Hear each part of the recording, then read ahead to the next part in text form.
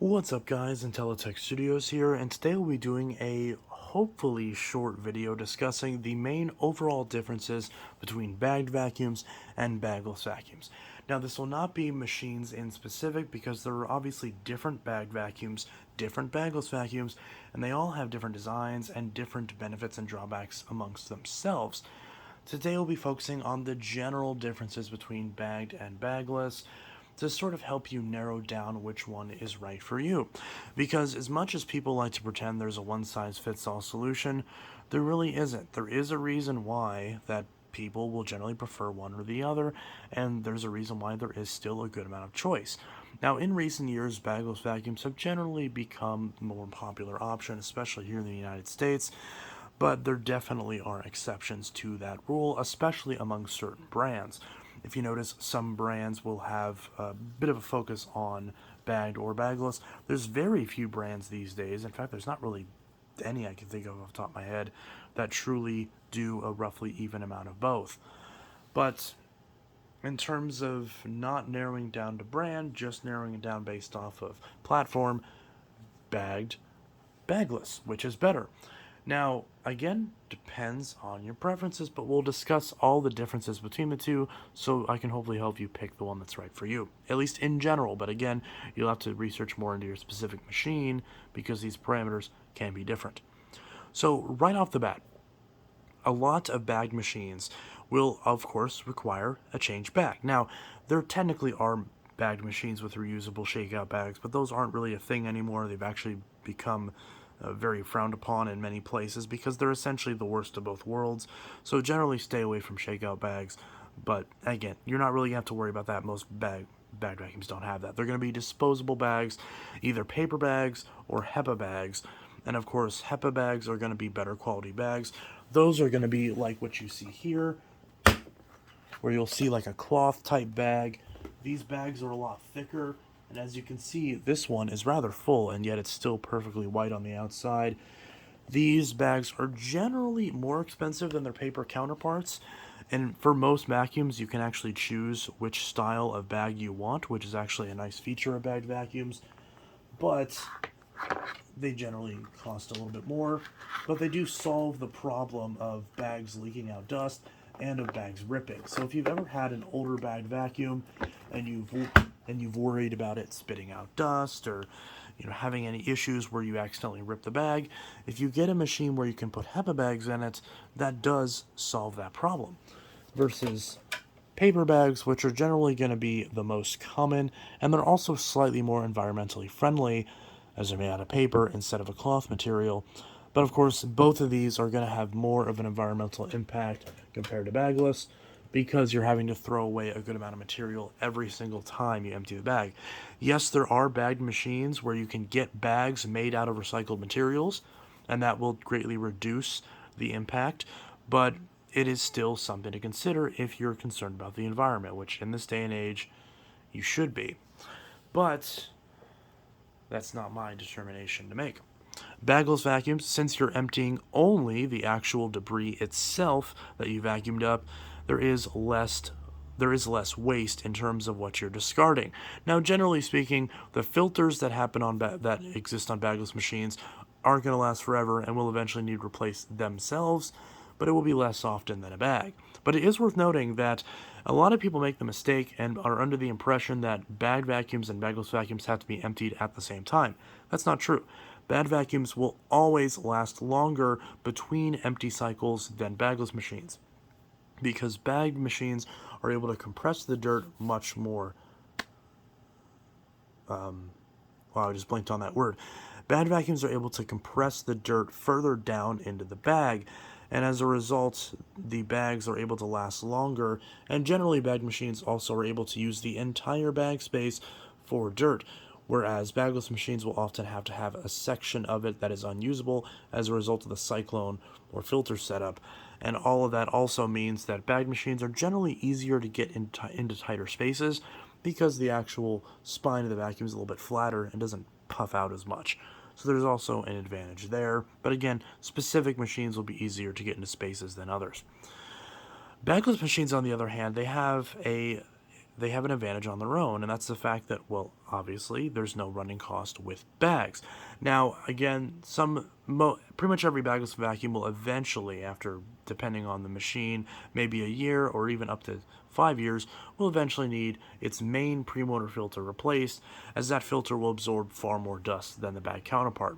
With bag machines, you generally only need to replace the premotor filter or clean it if the actual bag breaks or has some sort of flaw in it due to manufacturing. Whereas a bagless machine will often much more rely on its filters and cyclones to separate the dust and dirt, which this has a couple different trade-offs. Number one, of course, there is no running cost, at least not initially. There are some older bagless machines, though, that don't have cleanable filters, where you will have to replace them outright when they get dirty, but most modern machines have washable filters.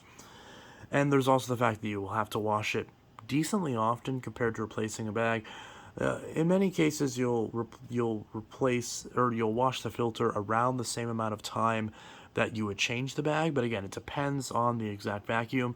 But you will be emptying the dirt cup much more often than either of those, because of the fact that the dirt cups will fill up faster than bags. So you're basically trading your time for the inconvenience of having to buy bags. So since you're not buying bags, you are then trading in your time to have to wash the filter, to have to more consistently empty the dirt cup, and also the fact that you'd have to empty it outside in order to avoid the dirt actually getting into your home. With bag machines, it's a lot easier because there's only the inlet where dust can escape out of, and many bags have the ability to seal that off, either by caps that they would come with, or by simply slapping a piece of tape over it and throwing it away. Now, of course, there is all. Oh, there's a cat behind me. Of course, there's also the fact that bagless machines, while they are often available in sealed systems just like bag machines, you're more reliant on the vacuum's actual setup to maintain a sealed system. This Shark, for example, is a sealed system, but over time, if you don't keep the filters clean and you don't actually maintain the machine, dust will get through. Bag machines are usually a little bit more forgiving of this because they will just simply lose suction and not pick up any further because there's no space left. So that's going to be another difference. While a lot of people like that bagless vacuums don't lose suction technically, first off, they still technically do at some point, they generally will actually allow a lot more stuff to pass through the filters and into the motor, whereas bagged vacuums simply don't do that. So would you rather have more dust going through the motor and into the exhaust, which would then be reducing your air quality and reducing the lifespan of your motor, or would you rather have the vacuum simply cease to suction as well until you change the bag? That's another thing to consider, because that is a difference between the two in terms of what happens when you run them after they've filled up with dirt. There's also the fact that you still do have filters to replace on these, and some of those can potentially be expensive. Just like on some bag vacuums, their bags can also be expensive. So there isn't as much of a financial trade-off as you would think, because again, that does depend on the machine. You can cherry pick examples on both sides where bags can seem cheaper or where bagless machines can seem cheaper. There is no right or wrong answer. It just depends on what you're comparing. But basically, it comes down to the time you would take to wash out filters and empty the bin on bagless versus the process of having to order new bags for bagged. So basically, in terms of convenience, in terms of what you physically have to do to the machine to keep it running, bag is generally going to win in that regard, because replacing the bag is much faster than washing a filter or keeping a set on standby, waiting for it to dry, etc., and having to empty the machine outside to avoid dust intrusion in your house. But, of course, with bagless machines, you don't have to worry as much about potentially forgetting to order bags, and then as a result, not really being able to use your machine properly. So again, there is a trade-off. I feel like that is one scenario where the bag machine has a bit of an edge, but of course, that's up to you. Now, there is generally this animosity on both sides of the aisle. A lot of people in the industry will say that all bagless vacuums are gross, and then some people on the other side will say that bagged vacuums are a scam. There really is no right or wrong answer, but again, there are advantages and disadvantages to both. For me personally, I use both. And the reason why is because, generally speaking, bagged vacuums are going to filter a little bit better. But bagless vacuums are going to generally save you a little bit of cash because, again, if you don't have cash to spare, then washing your filter it would be better than replacing the bag. If you don't have time to spare but you have money to spare, presumably because you're at work longer, then bagged might be the way to go because, especially if you have a machine like this Bissell, you can just run to the store real quick, grab a couple bags, and then boom, you can get back to vacuuming, and you're not having to spend time on washing filters. Changing the bag is going to be generally much quicker, minus the process of buying it. But of course, you'll eventually have to buy the filters anyways. So again, slightly more often, but not exactly an exclusive for either machine.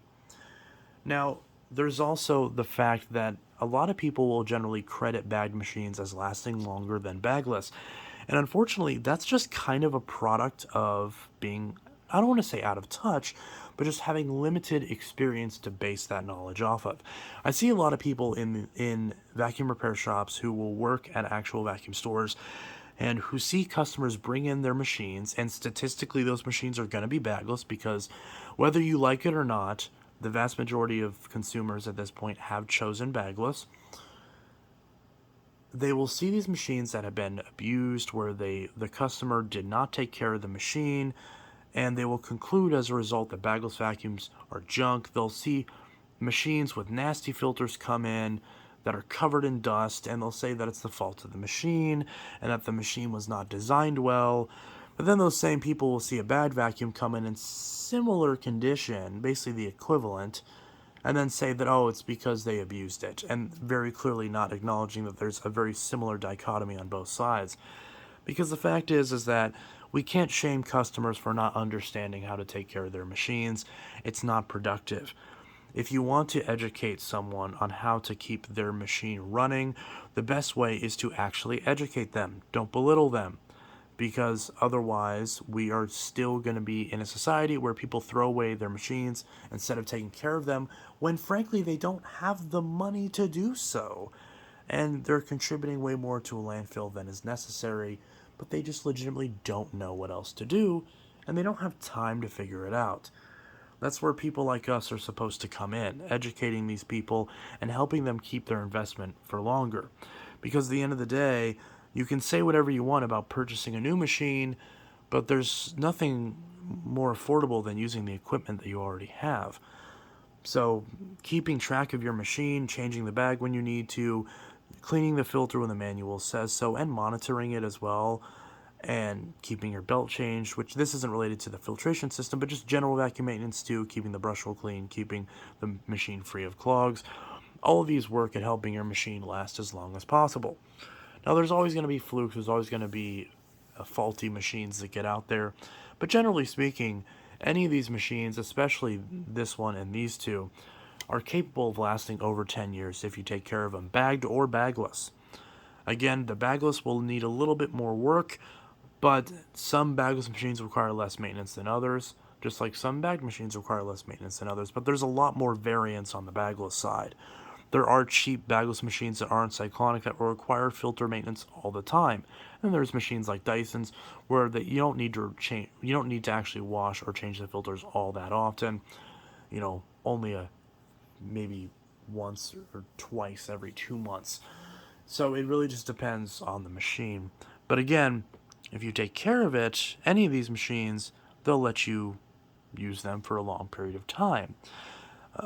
Now, of course, that also comes with not vacuuming up ashes or drywall dust or powder or, like baby powder or baking soda. Please don't vacuum up baking soda. Please don't use that carpet fresh garbage. That stuff is terrible. But if you're going to use your household vacuum like a shop vac, which a lot of people are going to do, then you're going to want to go with bagged. Because if you vacuum up those materials and you have a HEPA bag, one of these cloth bags, you should be okay. But you're going to have to replace the bag prematurely because it's going to clog the pores and you're going to have to replace it.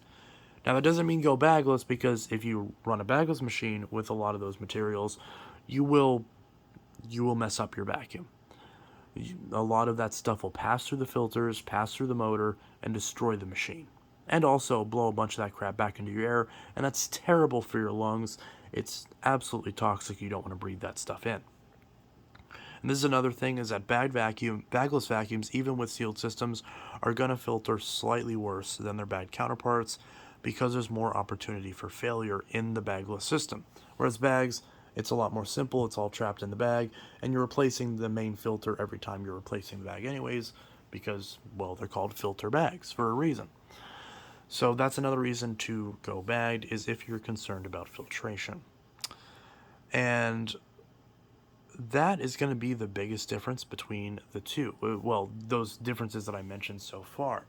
So to give a little bit of a recap, bag vacuums in general, they're often going to be a little bit easier to take care of in terms of actual effort that you're putting into it. You're not going to have to spend as much time washing filters, and you're not going to have to worry about emptying your machine outside. The general setup is going to be much cleaner, and if you have allergies especially, it's going to be much better, and you are able to find good deals on bags to keep the costs low as well.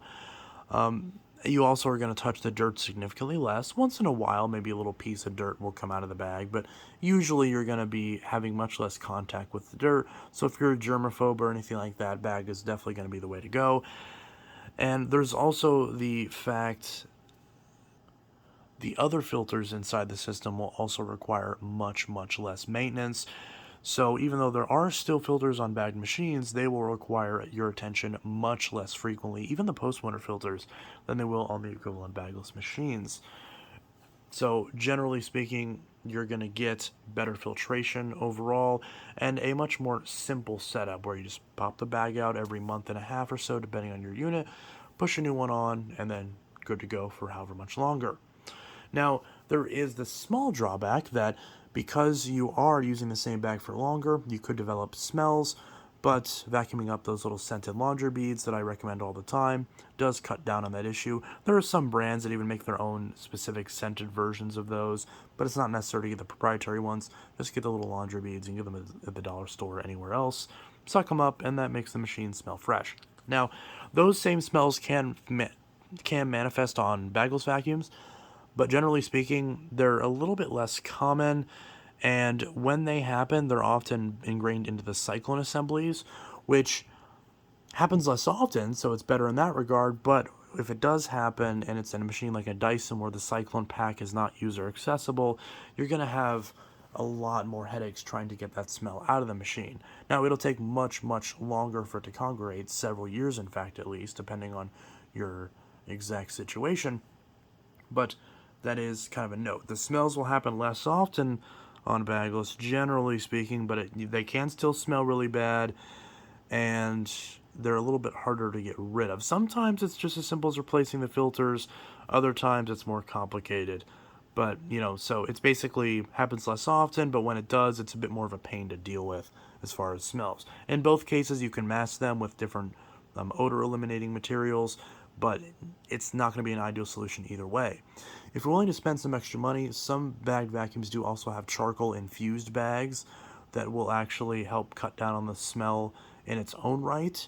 So that is potentially an option depending on what machine you're getting. And there are some charcoal infused filters as well, but those aren't very common on bagless machines. And then when it comes to bagless, the main advantage will be you don't have to worry about purchasing bags and finding the right one. There's also the fact that it's going to be much quicker to empty it if you are trying to empty it compared to a machine that is out of bags. So technically, if you're using it in an environment where you're worried about not having the bags on you all the time, if you're moving your vacuum around and you're worried about not having them with you, that could be an advantage. There's also the fact that bagless machines are going to be better for the environment in a general sense because you're not throwing away an entire bag, especially because some machines will have plastic collars as well, like the Sebos and the Milas. So that's not actual plastic you're manufacturing to throw away. Yes, there are recycled bags, but that's still not going to be as good as not throwing away anything in the first place. Recycling is not going to be super efficient. It never has been. So the environmental impact could be a selling point for bagless. And if you're the type of person where you don't like dirt being in your vacuum at all, and you're gonna want to empty it after every use, then bagless might be the way to go, because in that case, it not having as much storage space might not matter as much because you're going to empty it every time anyways. And there's also the fact that bagless, generally speaking, these days, you've got more options, at least in the budget space. And, so if you are okay with going with bagless, the sad truth is, if you're a fan of bagged at least, is that bagless is generally the way that most people are going these days. So you're generally going to have more options. And also, a lot of the more innovative features that we're seeing from brands like Dyson and Shark, like as far as the anti-tangle brush rolls and powered lift away and all that stuff, you're going to find those more commonly on bagless uprights than bagged uprights. If you're willing to go to canisters, you can sometimes find these features in parallel, but in terms of uprights, which are the most popular in the US market, you're going to have a bit more variety in your selection with bagless machines, especially like if you're wanting something as simple as a bagged machine with a brush roll shut off, for hard floors. Some of that stuff gets really difficult to find. And there's a big price gap between bagged machines. There's bagless vacuums in almost every price point, but with bag machines, there's a big gap in the mid-range price. There's cheap ones and there's expensive ones, but there's not very many in between that actually have a good amount of features. I mean, there used to be, but Panasonic is not in the market anymore, unfortunately.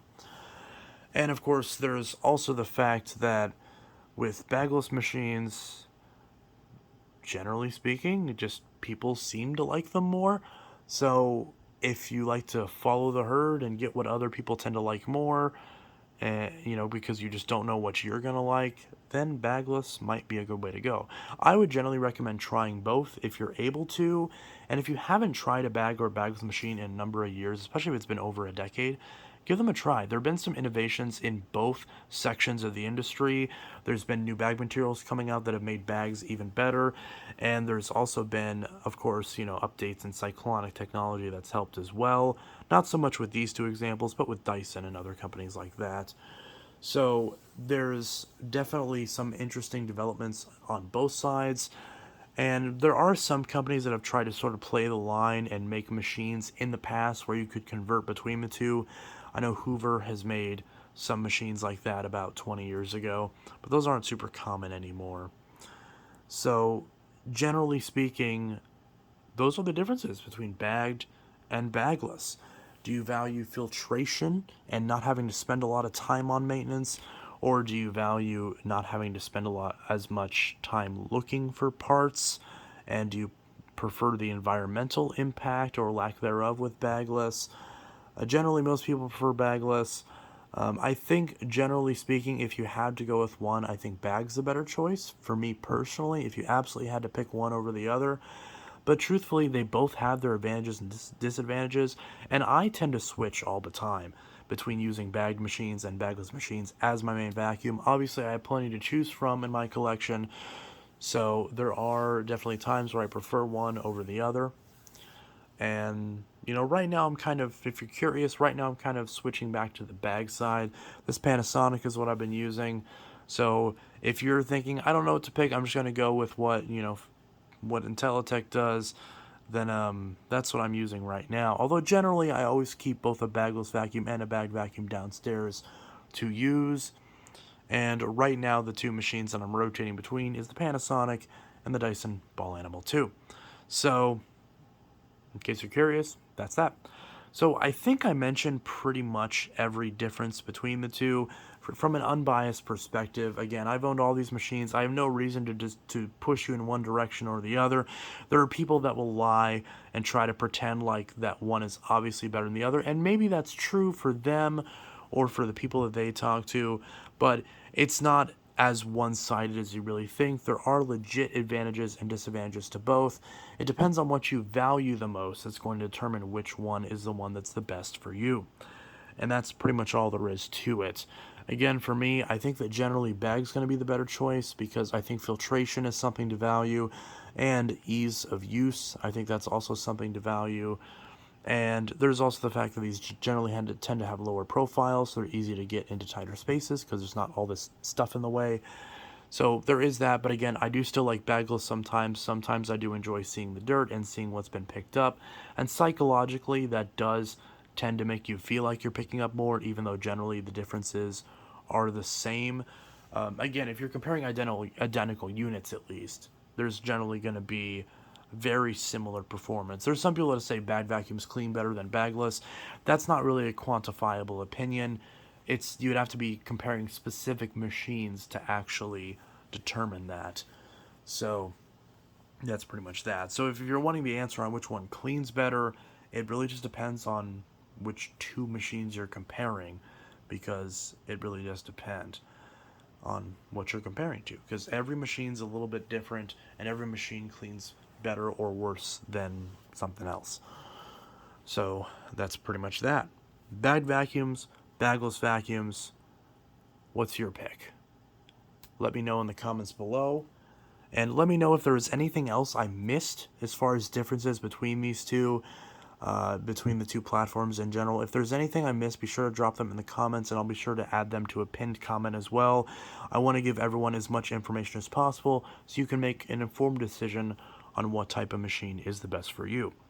Anyways, this is Intelitech Studios signing out. If you have any questions, comments, or concerns, be sure to leave them in the comments below. I'll see you guys in the next video, and I hope you all have a good one. Peace.